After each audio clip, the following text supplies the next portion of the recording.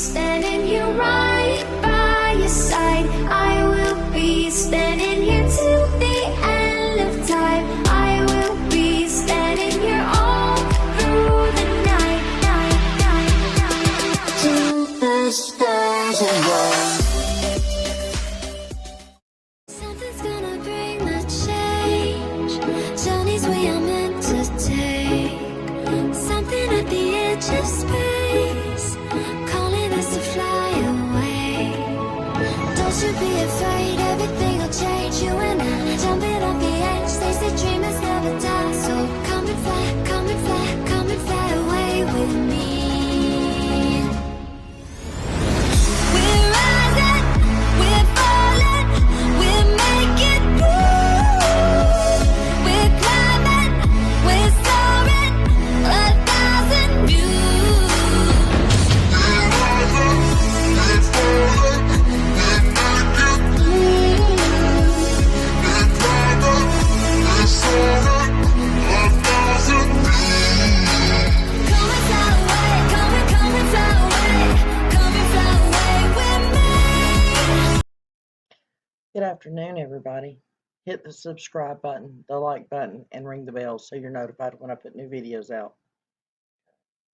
This video is dedicated to all the non-believers that did not believe Don Wells took these pictures the morning that Summer disappeared, June 15th, 2021.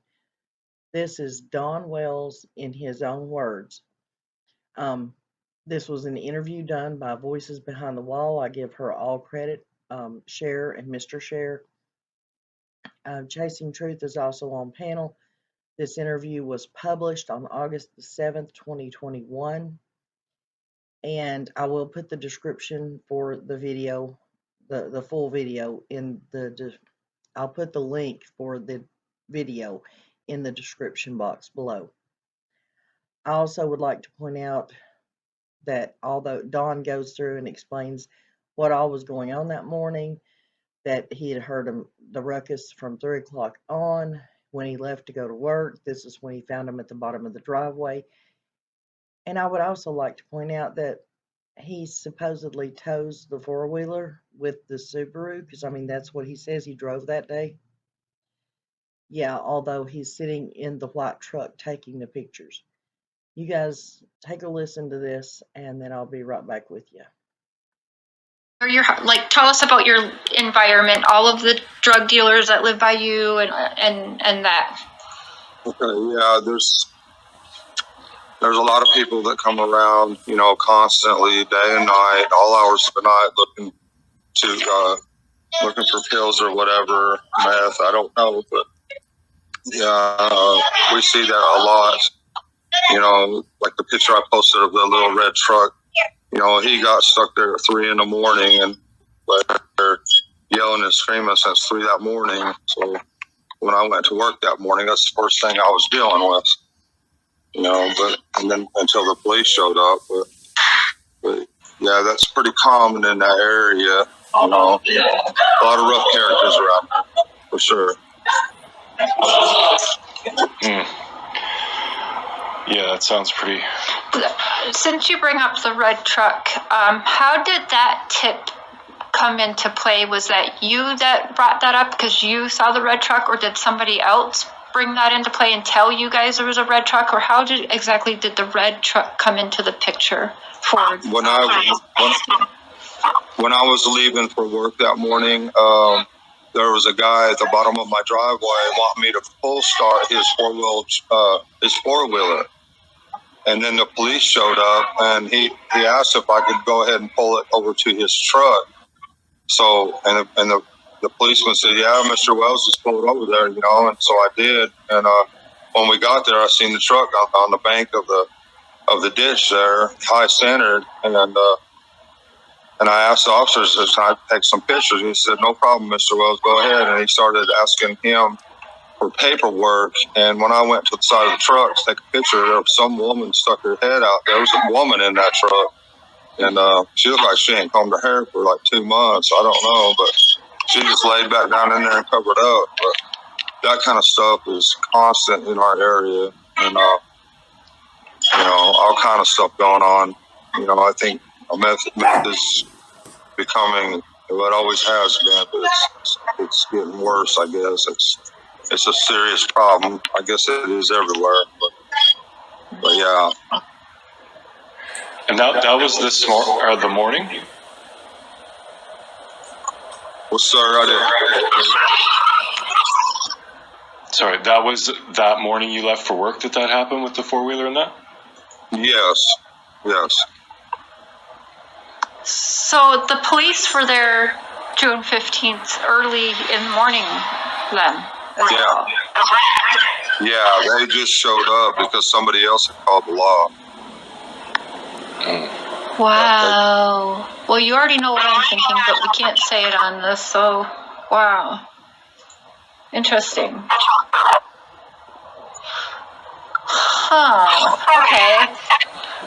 Well, just for funsies and to give the people a laugh, were you hiding in that shed when Chris did the interview with his wife? Or with your wife?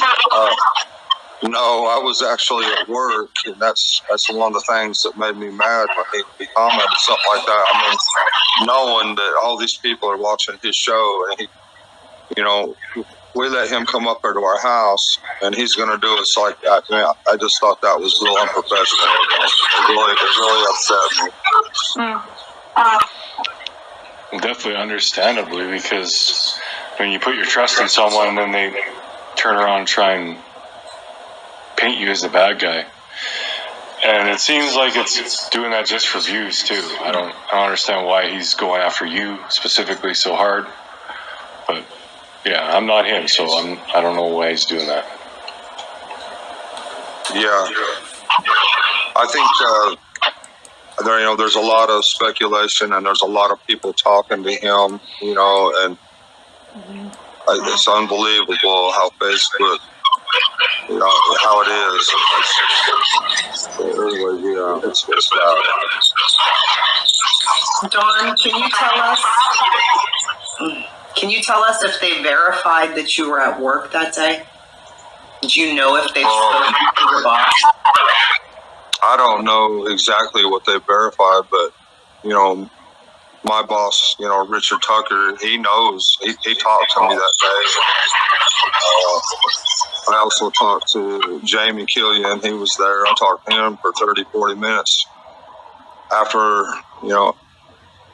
that day too. But trying to remember, but I think I talked to Richard about 30 minutes before I got the phone call, and then I had to load my tools up and head to the house as fast as I could. So, yeah. But I think they could tell. I was driving a Subaru that day, so I think they could tell by that too, because it's a brand new Subaru.